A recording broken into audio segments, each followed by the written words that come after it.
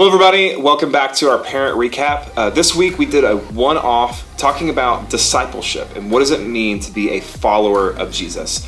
Now there is 1,000 things that we could talk about on this subject, but we just boiled it down to 4 main things. Now the first 2, it's about your personal worship and then worshiping as a group.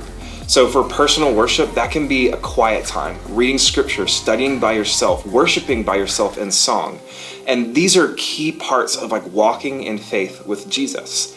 The other side of that is coming to church and being here and worshiping in a group. And there's a lot of crossover where we study together, we worship together, we serve together.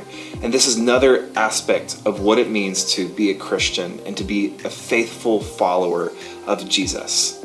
Now, this is all great and good, and we want to do this study, but if it just stops there, then we're missing a big part of walking in faith. And that leads us to the next 2, which is to have compassion and to love your neighbor as yourself. And that can be as simple as bringing a meal to a person who is shut in to their house. This is helping out with someone who might be homeless, or to as simple as smiling and loving your neighbor in an encouraging word.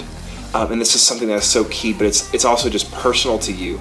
But just like worshiping together, there's a way that we can do that together as the church, where us as a body can come together and say, hey, how can we affect Brownwood?